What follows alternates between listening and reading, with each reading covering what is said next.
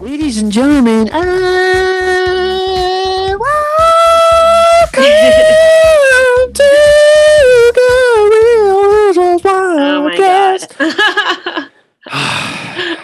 I'm Adam Chase Rennie.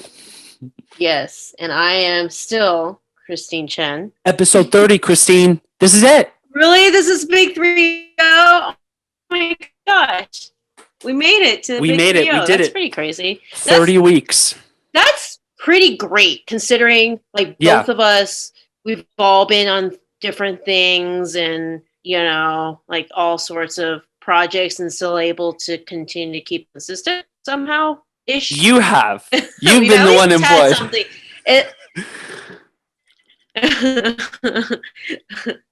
Yeah, it's been nuts, dude.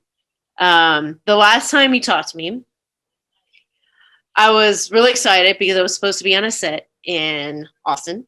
Mm-hmm. Remember, I talked about going on and being a second for That's right. a set that has like 158 extras. Yes, That's right. And then literally the next morning, I get a phone call and it was like, can you come to Virginia right now?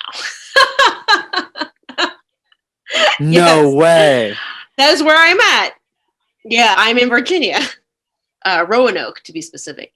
But there was a feature originally that I was being considered for. They decided to go with somebody they'd worked with, and then that at the last minute, that person pulled out. This seems to be the story of how I get gigs, because that's what happened on the last one that I was on too. Yeah. Last one. And but I'm crazy enough to be like, Virginia tomorrow? Yeah, let me figure it out type thing. So I was like, give me a sec. I have to like push one set and basically find a replacement for the other one. So Carly Scheel will be the second and the second for my friend of the podcast, Carly Scheel. Shout out. Carly Scheel. Yes. Coffee with Carly episode. Coffee I don't with remember. Carly. That was like those were the early days, dude. That was like episode 15. Days. I know. But yeah, so I was like, please give me like a day or two so I can mentally prepare myself. Yeah. And and flew out to Roanoke, Virginia. We've been prepping. It's so fucking random, dude. I don't even know where I've never been to I've never been I heard Roanoke in a horror movie once. I thought that was just a made up town. Yeah. No offense to the people in Roanoke, Virginia, by the way. We love Roanoke, Virginia. Yeah, so Roanoke, and yeah, we've been prepping for about a week so far, and we start officially on Monday, and it's been crazy. It's wow. When I started doing films, I'm a like do a lot of prep type of person. And I just assumed everybody... Pre-production's everything to you. I thought most films do that. I've been on so many films where they figure it out the week before they shoot. Christine, that's just... Or they just don't have the ability... Yeah, or they don't have somebody who's local who's able to do a lot of stuff for them. So... all these people are top of the line are the pros. Yeah, it's something I've been able to learn how to deal with because I'm such a like, hey, plan everything out type of person. But now I'm a lot better at going with the punches, which is good, but that must be like almost exhausting in a way. Totally. It's just very fly by seat of pants. Which I'm, I'm getting. You definitely are to it. Yeah, but it's something you just learn you learn to grow into type thing, and so just rolling. Yeah, I am rolling with the punches, and I am in Roanoke, and we've been location tech scouting and scouting. Yesterday we had no locations. Today we have all the locations, and some of them I just saw for the first time. And you go through them and you realize, oh wait, I can't actually, schedule the things I was scheduling the way I was supposed, the way I had originally scheduled it, because the location is completely different from how I pictured it in my brain. It's crazy, Yeah, just I don't mean to interrupt, Christine, but just for Facebook to know, we are in a massive delay. I'm totally aware of that. So it's our conversation is going to be a little scattered, but it's totally we're fine. We're still alive. We're good. But yeah, it's just going to be a slight delay, guys. It is what it is. When you're in the independent film industry, you're going to be in a hotel room with the shittiest internet. Yes, I am in a Hilton in Roanoke. So yeah, it is. This is the best internet you can possibly get right now. the best we can get. Yes, the best option that we have right now. So Roanoke, Virginia, everybody. So you're in Roanoke, and you've just found the locations. Yeah. And so these locations you have a script. So for people who don't know, you went location scouting, which essentially means you're searching for the locations to be the most appropriate for the set, essentially. So pre-production, you were talking about everything about like how pre-production is like everything to you, and preparing everything is almost essential. But you found these fucking locations in less than 2 days, which is horrendous. It's crazy. Well, to be fair, they've been like looking at them online for a very long time. Man, Christine. But the thing is, there's almost, do in person. Not everybody. Yeah. Yeah, no, you're delaying like massively. Like it's a massive delay. Stop okay, I'm gonna stop the video then. All right, I'm gonna stop the video. All right, here we go. Can you hear me now? Oh, yeah. Now we're peaches and cream. Oh yeah, dude. All right. We're it's just it's literally just my. We're back. Okay, so if in case anyone is just tuning in right now, Christine is on the worst fucking internet on the face of the planet. It's being used by tinfoil as we speak. Yes, because I'm in Roanoke, Virginia, and in a holiday. Listen, we love Roanoke, Virginia. Okay. God, Christine's the one talking shit, not me. I'm not. It's you know what it reminds me? It actually reminds me of Shreveport a lot. Yeah, because Shreveport is also Shreveport is an adorable, charming little town. I love Shreveport. Listen, I want to be in Shreveport with Christine, but the internet is terrible. Internet. is absurd. It's just absurd. It's I never dealt with the slowest internet in like. I know. And the massive delay that comes in with Christine every once in a while. Every so often, she hits right on the money, and we're just smooth coasting on that internet connection. But every so often, it will just cut in and out. Yes. But okay, so to go back to the scouting and prepping and stuff like that, I understand, because if you don't have somebody local there, it is very difficult to be able to connect to these businesses. These are like mom and pop places that like are face-to-face people. And I know because I dealt with from Austin coordinating a shoot in Shreveport. Right. Being like trying to get people to answer their emails is like a whole thing, like they don't answer their emails, or sometimes you call and they don't answer their call, or half of these places aren't on the internet for some reason. And so there is an element of showing up a week early and just winging it and looking for these places. And our producer / director, which I have immense respect for. Okay, gonna go sidetrack.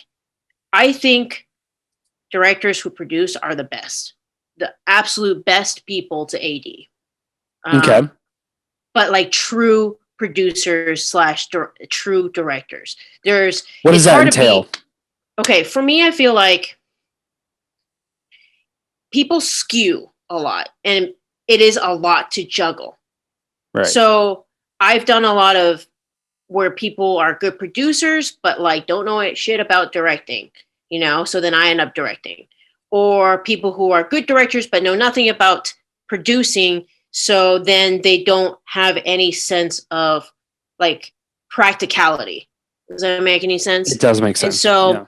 so it's like they'll be directors that don't produce think very big without any limits, which is beautiful if you have a huge budget, you know, but it's terrible when you have limitations. And so they'll say stuff like, you know, let's just move like, I don't know, all these cows plus like, let's just like things that are logistically extremely difficult that you don't think about because you don't have to. You're just thinking about the creativity of your vision. You know? I see. Yeah, that makes sense. So Right, and they have to be adaptable to not only being practical with what they're shooting, right. but with what they're executing. Yes, Yeah. exactly. But it usually skews one way or the other. Or you'll have somebody Right. who just cares about the business side and knows nothing about the artistic side and can't really Be imaginative or creative. exactly. Yeah. So I feel like That people makes have sense. a little bit of both. What I love about them is as long as they know what they're trying to accomplish with a story, they can be flexible enough with what they have to get that story told. So here's an example. Shit, we have too many things we're shooting at this one location. What can we do? Let me rewrite 2 of these scenes for this other location we have. It serves the same purpose. We get it done. Yes, it's not exactly like the script, but we're being flexible because it's what we have access to. Right. You know, type thing. A producer would not even a pure producer would do something that wouldn't serve the story, right? And a pure director would only serve the story, but not the practicality. And it's very interesting. So I really relate to this particular director, Dylan Vox. He's very cool. He's neat. He's all around. He's also an actor sometimes and also a director and a producer. So he has a lot of perspective, and I work very much like him. I'm noticing. He's also throw everybody into the film, you know, type guy. He's all right, we can't make it work. Let's be creative. Let's cut these scenes and put them here. Let's do this. Which sounds a lot like you. Yeah. Let's just figure out how to make it work type thing. Yeah. So it's super cool. And that is I just cool. think people like that get shit done. And he's got a like a Hallmark film or something coming out tomorrow called Beauty and the Beast. He's got like a bunch of he was one of the producers of Sharknado, actually. No, oh yeah, you told me. Yes. Yeah. Sharknado. Mm-hmm. And some other stuff. He's pretty cool. But his philosophy of how a film set should work is very in line with mine, which is that we're making a movie, and yes, there will be times when it's stressful, and it is a job, and we take it very seriously, but we are making a movie. So if we're not having a good time, what's the point? What is the point? Exactly. I couldn't agree more. Yeah. Exactly. And that makes perfect sense to me. Yeah, to me that's so important. To remember that. Like things can be stressful and conditions are never perfect for anything, but we're full-grown adults playing pretend. It's absurd. Yes, we're full-grown adults, and let's treat each other with respect. Absolutely. Because we're all in it together. It's a safe treehouse, you know, and have a good time and learn and stuff like that. So, I can tell the people who are on his crew are all kind of like that. They're all not like, oh, I'm just camera team, so I'm just going to do camera stuff. They're all like in it. You know, I think those are the sets that I love the most. My last set I got off that had major post set blues was like that, where everybody wasn't pretentious and they, I understand why we all have specific jobs, because you got to be that way you can focus and make sure that you take care of your department. Yeah, I absolutely. get it.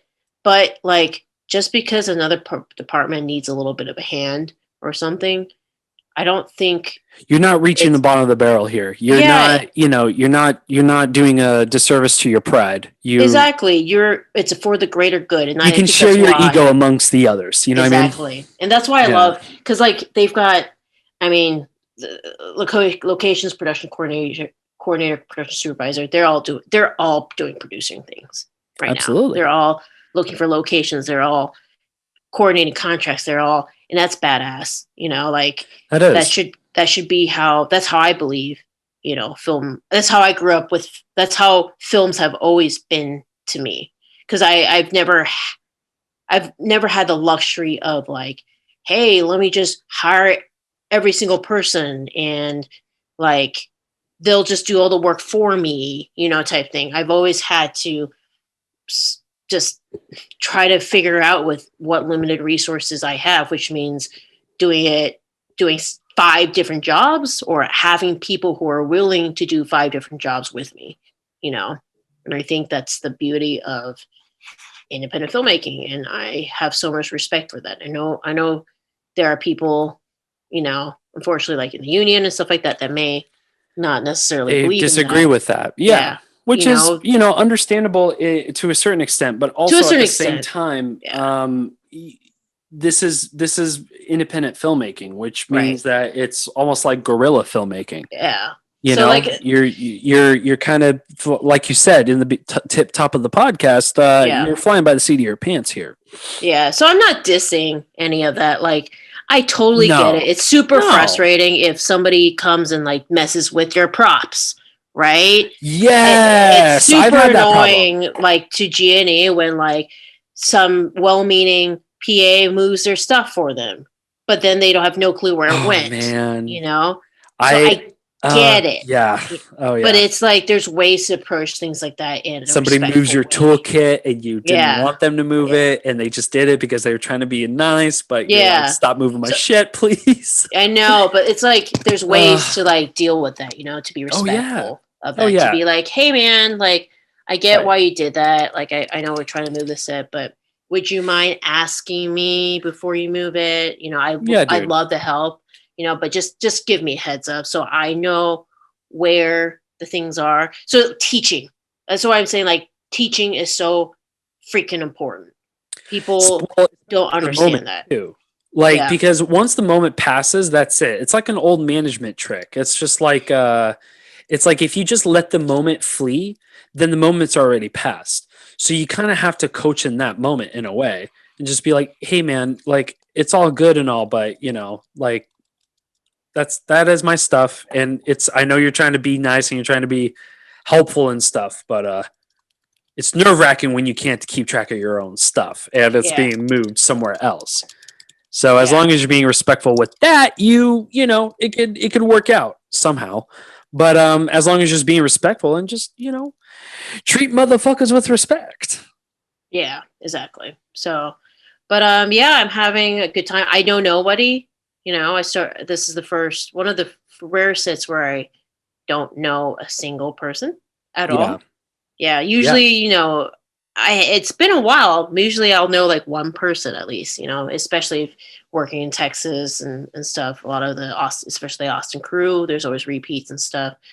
Shreveport, I'm starting to really know the people who really work and whatnot. But I know nobody on the set, but it's been neat to expand my network into another place. But it's a Secrets of Sorority Row. Is what it's the title. It's a thriller um, with sororities, so it's been very interesting. Let's just say yeah. that. Yes, we're gonna have stunts. Uh, we're shooting at a house that looks like a sorority house. We're shooting on this beautiful campus in Sweetbriar. We're shooting at like downtown.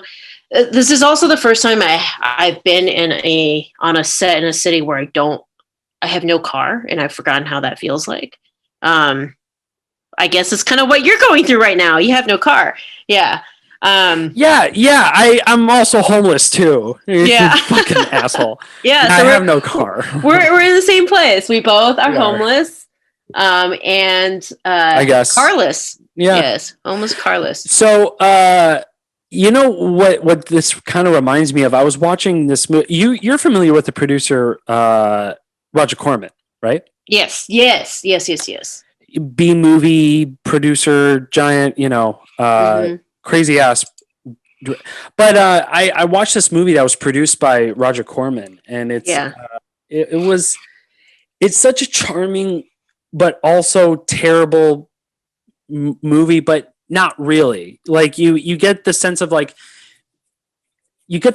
the story is all about, but you also get the sense of what you were just talking about. Everyone just having fun doing it. You can clearly tell, like, the people who are shooting it behind the scenes and also acting too. Mm-hmm. They're all having fun with it. Like, it's all absurd and completely ridiculous. But and it seems like the motif with Roger Corman films, it's just like people who work under Roger Corman, like working under Christine Chen, you get a sense of you're going to have a good ass fucking time. It might be stressful at one point. You might, you might get frustrated, you might get upset somehow, whatever it is. But at the end of the day, we get a chance to make pretend, and that's pretty fucking cool. We get a chance to do the thing that we love, which is movies, which is why we're here in the first place. And Roger Corman is literally the prime example of that. Say what you will about his films. His films are, you can say they're lackluster sometimes. You can say they're not so great. They are great. I think he has plenty of movies that are just great. And even if you can say they're quote unquote not great, they're still charming in its own amazing way. Like how like a Tarantino movie can be charming, I guess. Totally. By not taking itself seriously. Yeah. I think even if I get on a bigger sets and stuff like that, I feel like I'll always have that mentality of never taking myself so seriously. It's I have too much fun, making films. And even though in the moment it does seem because there is few moments where business is business and you have to make business. Yes, and you have to do a good job. I mean, work hard, play hard. Work hard, play hard. That's work hard, play hard. Always that's work right. hard, play hard. Yeah. I'm pretty sure I heard that in a sports movie somewhere. I think it was Rudy? No. Work hard, play hard. Work hard, play hard. Oh. But it's a good quote. That's true though, because it's not all the time you get a chance to work on in the film industry in anything. It's kind of like I wouldn't go as far as like you're lucky to have that job, but it's almost like a privilege you have that job. In a weird way, I think working in the film industry is because so many people I know don't work in the film industry and always want to. And then there's also the people who do work in the film industry and they fucking hate it. You know what I mean? And those people are crazy to me. Those people are strange to me. Like one or two of those people, and I'm like, how it's bizarre, and I've never really understood that this like whole world of people who were kind of like grandfathered into the film industry. I had a conversation with a buddy, and he's from around here, but it sucks because like he was talking to me. I'm not going to say who. I mean, But this person, he it was just like you got a sense of like, oh, you don't want to do this anymore, and you don't and that's not to say like it's not for everybody, but sometimes it's just it that's the case, but it doesn't mean you have to torture yourself. And I hear this person is like, yeah, I have another set next month, and it's like, that's great. And it's like, yeah, I guess, I mean, whatever. It's just like, I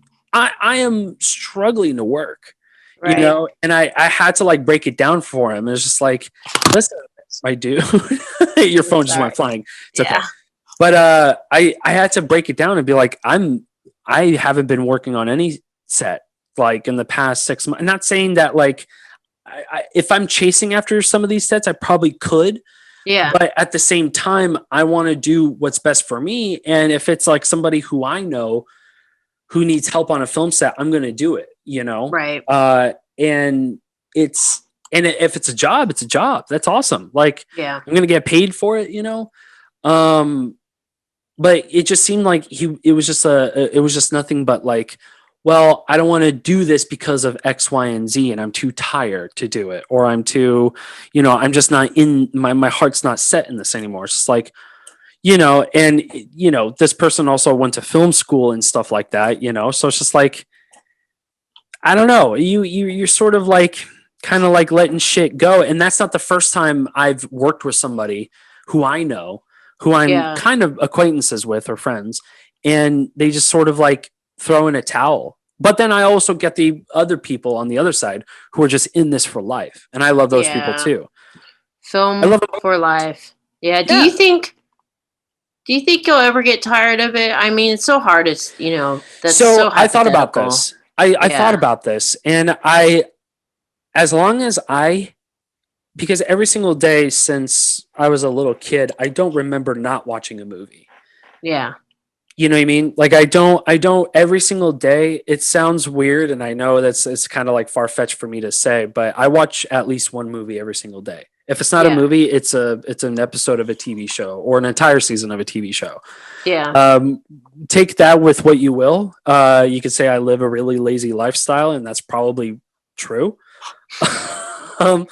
But it's true nonetheless. Like I love movies, and I live, eat, and breathe movies, and that's all I know. That's literally all I know. I've been raised by movies.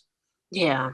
And it sucks to hear somebody in the film industry essentially say, "Yeah, this isn't for me," and I'm like, "What do you mean it's not in it? What are you talking about?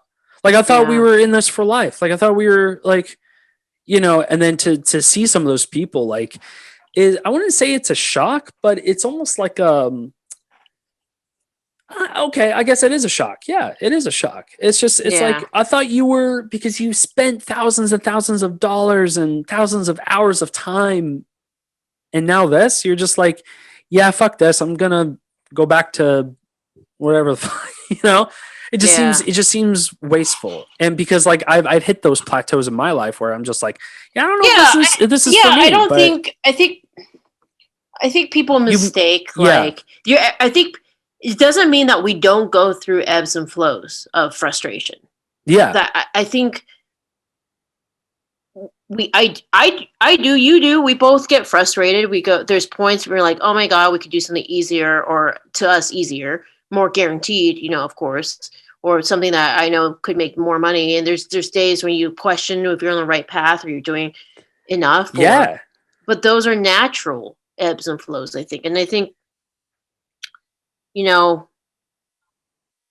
people, if you love it enough, and this is not fair because I know there's life circumstances and stuff that will drive you. Life just hits you. Yeah, life just hits you, and I, you have kids or whatever, but it's like you have it in your blood or you don't. Like, to me, filmmaking is like is eating.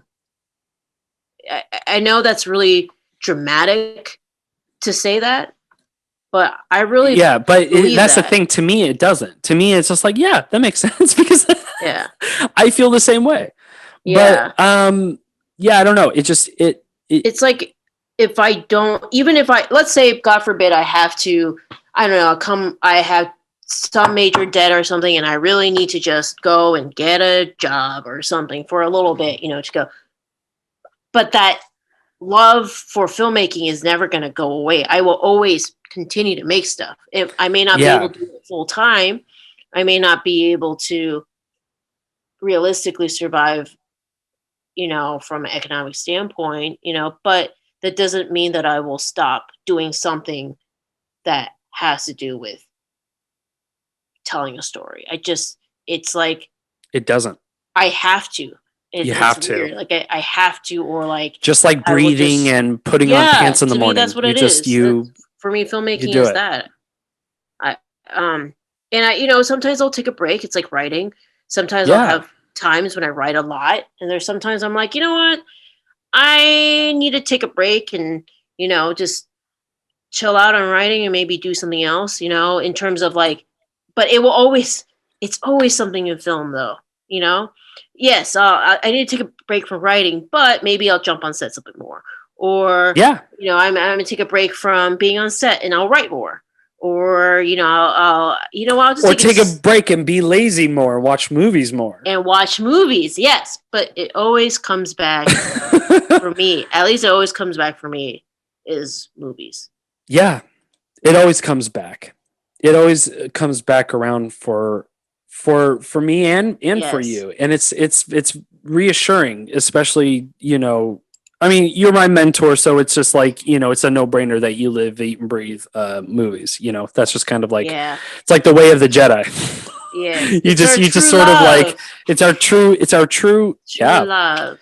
I feel like I'm married to and movies, and it's a love-hate relationship. There was my friend Bruce, who's a producer in Hollywood. He had a Instagram post that was more about relationships, but I really think it could apply to really any kind of relationship that you have with even your work, because that is in itself a relationship, And so I'm gonna find this quote really quick, and I really think it applies. Yeah. Now that I think about it in this scenario. Yeah. Well, you're right, and yeah. I'll keep talking while you find it. So this is it. So okay. It says, "True love is a behavior. If we base our love on how we feel, our behaviors will often be unloving because our feelings are so volatile. Our feelings tend to create conditional love. When we make a commitment to behave in a loving manner, regardless of how we might be feeling in the moment, we can offer a more authentic, unconditional love." I really believe that applies to our relationship with filmmaking. You cannot just base it on how you feel, because you're going to feel like shit sometimes, and you're going to feel like the biggest failure, and you're going to feel frustrated and feel jealous about somebody else. You're going to feel sad and mopey or like ecstatic. You cannot base your life's work like that. It's a commitment. It's a lifestyle. It's like, so even when you feel like shit, you go and do it still. Even though you feel like you have no more ideas, you're the worst writer in the world, you still commit to writing, or to making a film or whatever it is.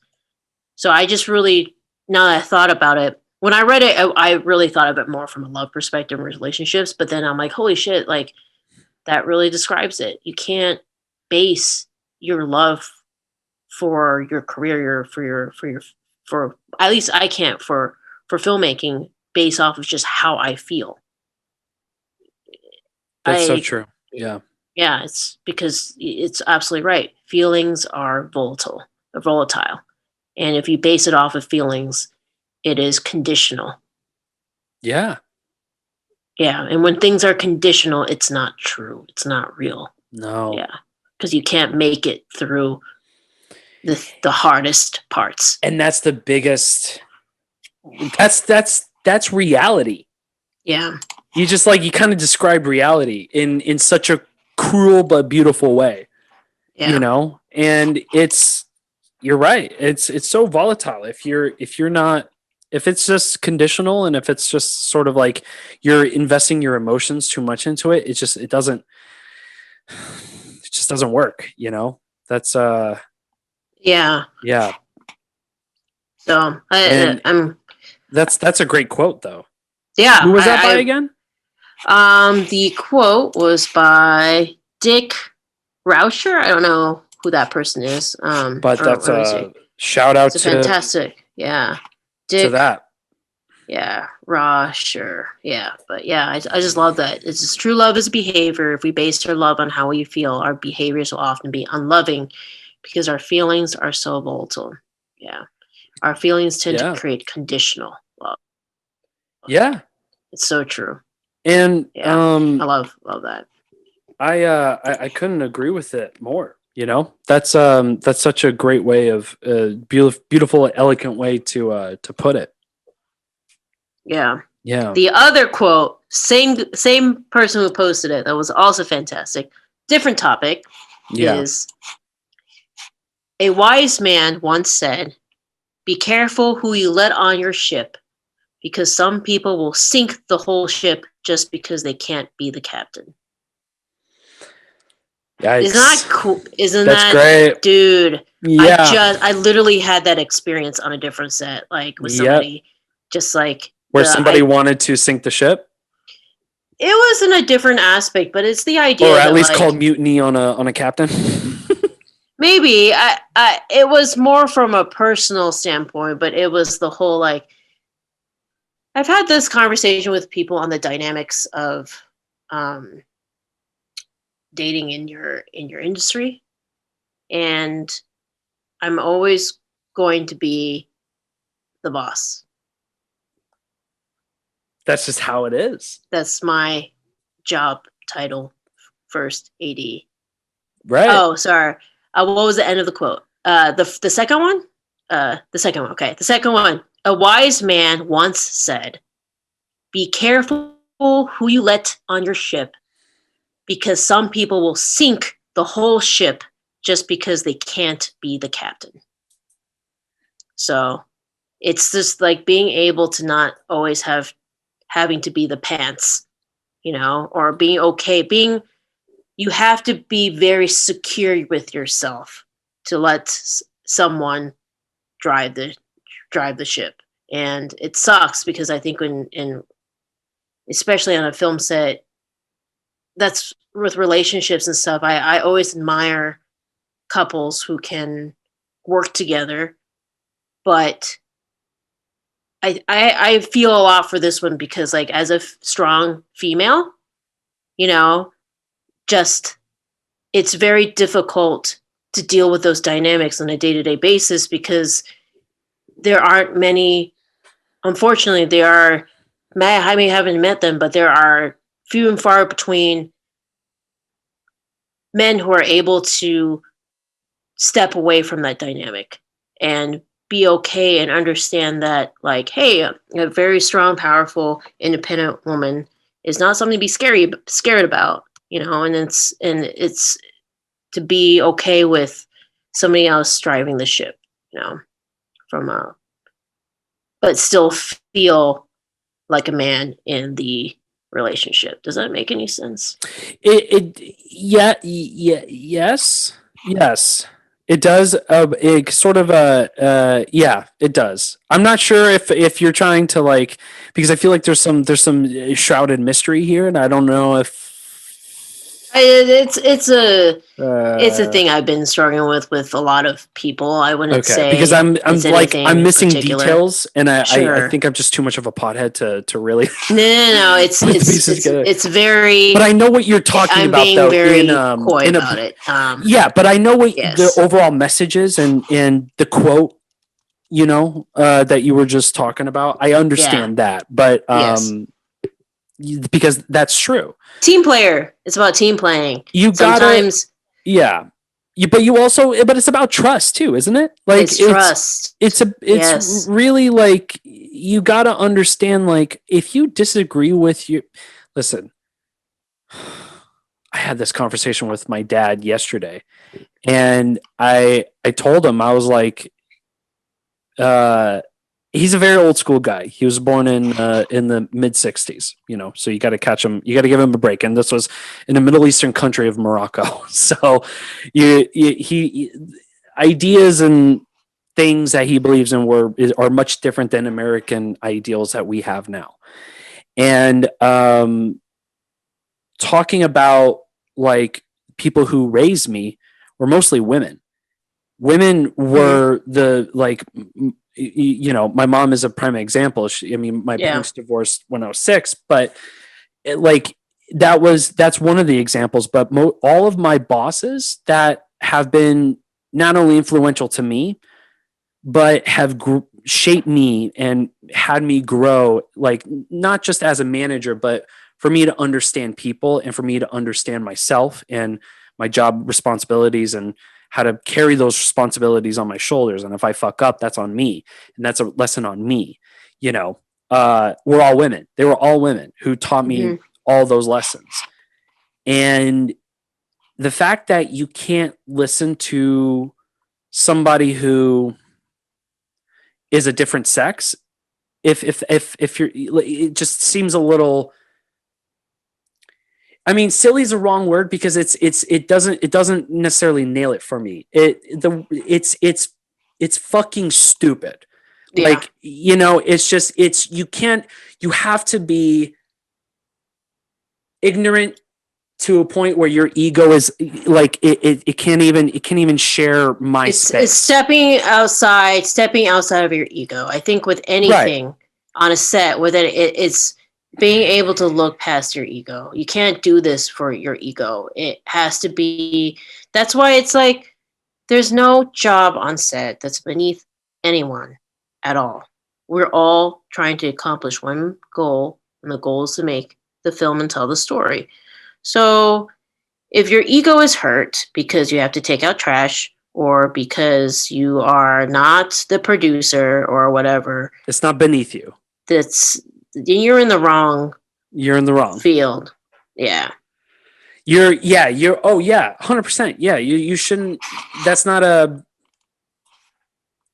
also like you kind of have to put that to the side, whatever differences you might have. So Brad is exactly right. He says big sensitive ego equals small dick energy. Yes, small dick energy for sure. Yes, small dick energy. Don't have small dick energy, guys. Don't have small dick energy. but have there's this one quote I love so much. I heard it from a movie. Okay, it's amazing. Tell me. It's a fantastic. It was from this movie called Superfly, and it's a black exploitation film that was like made in the early 70s, I want to say. Okay. It was like with Black Dynamite and all those movies, but there's this one quote where it was like, "Be humble, but let a motherfucker know." Okay. Be humble, but let a motherfucker know. And that's such a great, fantastic quote where you know, as a leader, like, yeah, you sort of have to understand that if you're wrong, you're wrong, but you have to if you have to stand by true to who you are. Yes. And you are your own person and you have to lead by example. Yeah. You know, and if you can't lead by example, then how can you get anything done? And that's not saying like working on a film set, you have to be a doormat for everybody. That's not how it is. Exactly right. So that's where the motherfucker know. Curtis Mayfield did do the soundtrack. Yes. I'm sorry, I don't mean to interrupt you, but yes, Curtis Mayfield did do the soundtrack, and that's a fantastic soundtrack. But yes, I'm impressed that Brad knew that just from that quote. Yeah, and it's a great movie. It's a ridiculous movie, but it's fantastic. But that quote is amazing. Yeah. But it's absolutely right. Just being humble and being confident in what you're doing does not mean that you are doormat whatsoever. It's just knowing knowing that you know what the F you're talking about and standing up for that and saying your piece, and but being able to step beyond yourself and understand what needs to be done 100%. Regardless of what you think or how you categorize that job or whatever. You're absolutely right. The part I need to do better about is I am confident, but it's a lot of it has to be like how you're brought up and stuff like that. But I'm not always the best at saying like, I can sometimes just, I'm not as confrontational as I could be sometimes. I have extreme patience with people. There's nothing wrong with that, by the way. Yeah, but sometimes it can be taken advantage of, though. Extreme patience. Yeah, but you're also it's understanding though, you know, like you're just understanding. And yeah, I guess yeah, you're right though. I mean, because you're the one who experiences this. So yeah, I mean that must fucking suck too.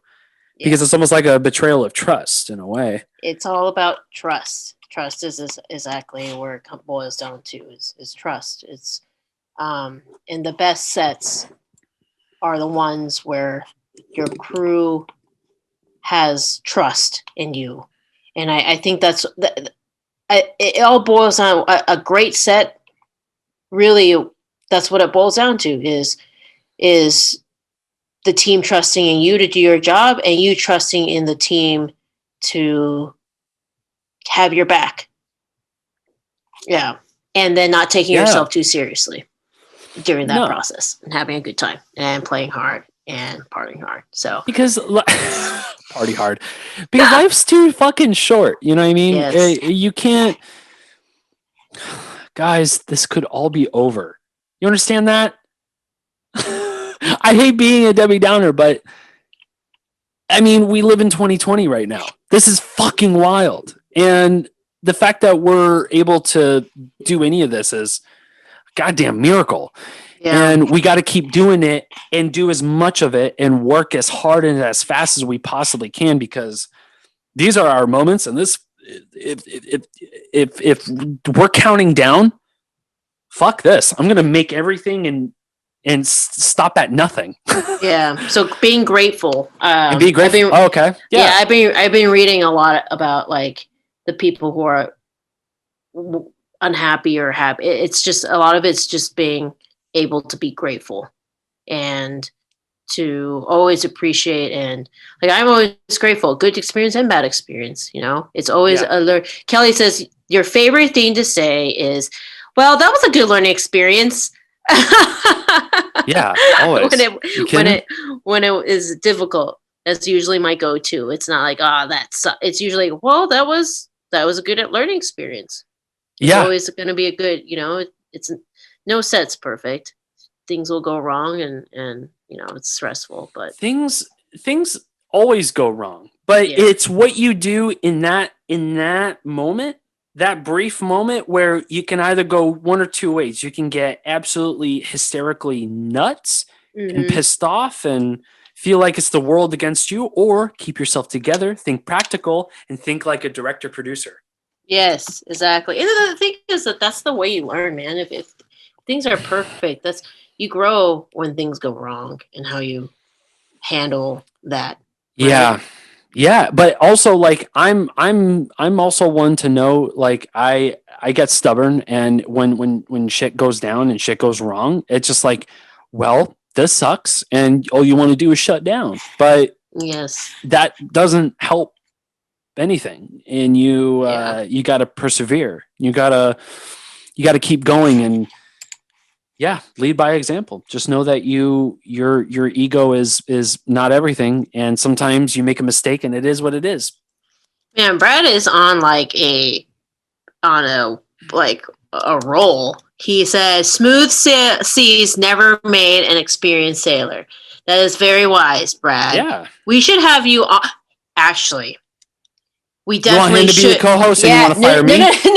Is that what I'm hearing now? Hey! We need to have Brad actually on the podcast, but after we finish shooting our music video. Hi, David. Okay, yeah, let's do it. So Brad's the one that I'm doing a music video for his song Body Snatcher on January 17th, which I was going to do a little plug. We actually need, if you're in Baton Rouge, Shreveport, or maybe even Austin and New Orleans, if you have anything that's steampunk or gothic or Baroque or Victorian, we're looking to borrow some stuff. We'll give it back to you. Hang on. When could have I fucking done this for the podcast? I wish I would have advertised my shit. To be like, hey guys, if you're in the Austin area, fucking, I would have needed all your guys' help. Hey guys, I'm gonna need a boat. Ago. I I'm gonna need a boat. Can someone help me? We need to use our podcast platform to fucking. This is a filming podcast, thanks, so David. it works. David has a black T-shirt. Thank you. You are so helpful. Yeah. But hey, it works. It works. I asked my Facebook friends, and I had some people deliver. We've got some cool stuff that people are gonna let us borrow. So I'm really excited. But you're just you're like a smooth talking devil. Just advertising your shit, dude. I'm asking for help, not. There's nothing wrong with that. Exactly. There's nothing wrong with being a sly devil. This is a filming podcast, for God's sake. Exactly. You're just taking advantage of it, you know? Taking advantage of me, but you're taking advantage of Hey, you have to I'm kidding. You're not taking I'm asking the universe for a very cool Victorian. You're thinking smarter and not harder. Some cool stuff. Because I want I want it to look really awesome. So a silver tongue promoter. Thanks, David. If you folks have any Victorian props out there, steampunk weathered props, fucking hit up Christine Chen. It's not. I'll give everybody her phone number right now. It's called strategic advertising. No. I use this term in business school. What did I call it? It was. That's right. She did go to business school, ladies and gentlemen. Remember that. There is a term for it. Fuck, I can't remember. I'm not very smart right now. It's a strategic. Well, we're going to be taking this bad boy for a landing. We're at an hour. Yes. Right? Yeah. Yes, we're taking her landing because actually my second AD is like, where the F are you? I need to go over the call sheets. So I need to do that. Yeah. So yes. We're going to take it. We'll take it to the landing. And I'm sure once I'm off this podcast, I'll remember what it's called. But it's like really nice way to call. Basically, it's not taking advantage. It's you're being resourceful. Speaking of taking advantage, go to getreelisms.com, pick up your book today. Yes. Definitely go get a book.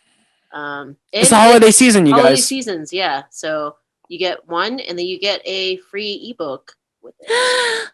Ebook? Come on. I know. Yeah, because that some people fucking deal is great. What you keep the book for yourself, and you let somebody have the ebook. You know, so yes, David got a book. Yeah, or if you're that much of a good person, he's like, I don't need a hardcover. I love electronics anyways, and you just rather keep the ebook and gift the hard book. I mean, you be the hero of Christmas. Christine said it herself. You'll be the hero, the film hero of Christmas. Facebook, it's been real. You got anything else you want to say, Christine? No, just to all my people who are struggling during COVID. Yeah, we're with you guys. I'm right there with you. Just use this time to create. That's right. Writing does not cost a thing. Right. It doesn't. And that's all I've been doing. Especially since last week, I've been writing every single day, and I've been swinging back in it. And it's just the best way to get your ideas and get your frustration, your anxiety, your sadness, your whatever it is. Yes. It's if you feel like you got to put it into words somehow, writing's a great way to do it. If you just have a journal, fuck it, just fucking use a journal and write your shit down and make yourself feel better. Talk to a friend. Say I love you to somebody. David, sorry, we're multicasting. We're also on Facebook too. So we Instagram live on Facebook, and then we do stuff on Instagram because we get more participation via Instagram for some reason. That's right. Yeah. We do get a few people here on Facebook, to be fair. Sometimes here and there. Yeah. So. Yeah. So we appreciate you guys for watching and stuff like that. Definitely stay tuned to hear Brad talk about how our film shoot goes in January 17th. I'm really excited about it. It's going to be crazy. And I'm sure I'll have a lot more crazy stories to tell from my film set here in Roanoke, Virginia. It's cold, really cold. Yeah, I bet. And hopefully I'm going to try to convince some people to come on as a guest. We'll see who I can convince. Yeah, we gotta get guests in here for sure, because we're very boring. I know. No, it's not that, but it seemed like we do like the guests, and I do enjoy the guests, especially when it's all three of us too. When it's just me flying solo with another guest, or someone co-hosting it essentially with me, a guest co-host, I guess. Yes. That's this podcast is filmmaking, and who better than our very own filmmaker? Yes. You don't need me. I'm not a filmmaker. The fuck Yes, you doing? are. How long have y'all been doing these? Oh, this is our episode 30. So when 30 did we weeks. start? Well, okay, we started 31 quarantine. weeks. Yeah, we started before quarantine. So we technically started a podcast called the Fun Employment Podcast last year. And it was this whole thing of us kind of talking about the film that we made guerrilla style feature wise. And it did so well, but there was another podcast that we were competing with called the Fun Employment Radio that they gave us a cease and desist letter because our name was too close to theirs. So then we rebooted it and called it the Get Reelisms podcast, and this is our season 2 basically. And we rebranded it as actually it's better. I like Get Reelisms more. Yeah. And so Fun Employment Radio, you can go kiss one, but thanks for nothing. Yeah. And the thing is like we rebranded it. We were going to expand it anyway. This is better for our branding to kind of branch out and go to just filmmaking and our love for filmmaking in general. So. I'm not trying to bash another podcast. We all love each other. We all love podcasts and stuff. I love podcasts. I'm not trying to bash anybody, but people don't know we post these. They are delayed, so we have old episodes that come out every week on Sundays. If you go.